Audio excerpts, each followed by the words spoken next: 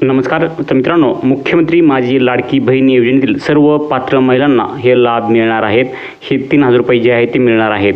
परंतु अद्याप आणखीन कोणकोणत्या महिलांना, कोणकोणत्या ताईंना जे आहेत ते 3,000 रुपये मिळालेले नाहीत. त्यांनी काय करायचं? तर या ठिकाणी पहा, एकदम मोठी बातमी आलेली आहे. संपूर्ण माहिती तुम्हाला सांगणार आहे. चॅनलला सबस्क्राईब केलं नसेल तर चॅनलला सबस्क्राईब करा. तर या ठिकाणी तुम्ही पाहू शकता मित्रांनो, 31 जुलैनंतरच्या अर्जाची प्रक्रिया सुरू. पात्र महिलांना लवकरच लाभ मिळणार आहे व बालविकास मंत्री यांनी आदित्य तटकरे यांनी सांगितलेलं आहे. तर मुख्यमंत्री माझी लाडकी बहीण योजनेच्या अर्जाची पडताळणी प्रक्रिया सातत्याने सुरू आहे.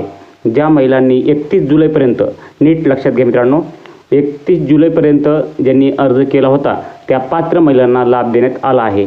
आणि 31 जुलैनंतरच्या अर्जाची पडताळणी प्रक्रिया सुरू असून या महिलांना लवकरच लाभ मिळणार असल्याची माहिती महिला व बालविकास मंत्री आदित्य तटकरे मॅडम यांनी सांगितलेली आहे. तर मंत्री कुमारी तटकरे म्हणाल्या की ज्या महिलांनी 31 जुलैनंतर अर्ज केले आहेत अशा महिलांना कधी मिळणार आहेत पहा. त्या अर्जाची पडताळणी प्रक्रिया जिल्हा स्तरावर सुरू आहे.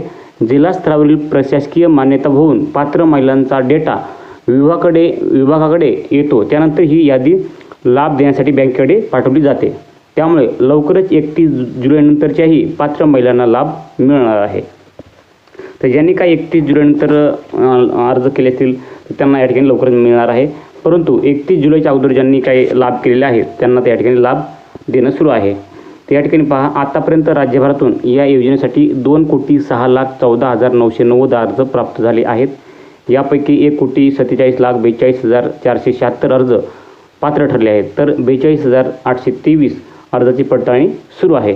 मुख्यमंत्री माझी लाडकी बहीण योजनेला राज्यात उत्तम प्रतिसाद मिळत आहे.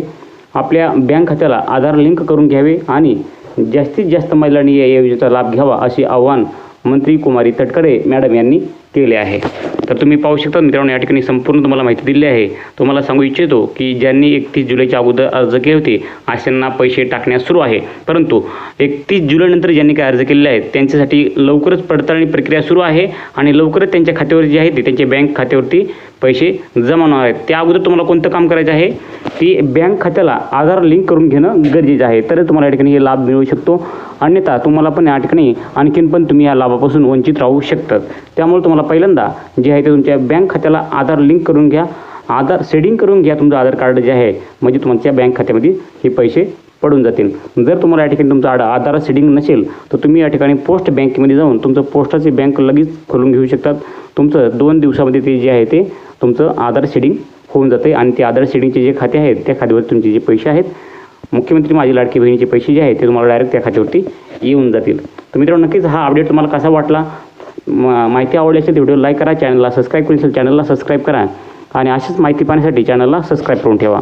भेटूयाच पुढचे अपडेट घेऊन पुढच्या व्हिडिओमध्ये. जय हिंद, जय महाराष्ट्र.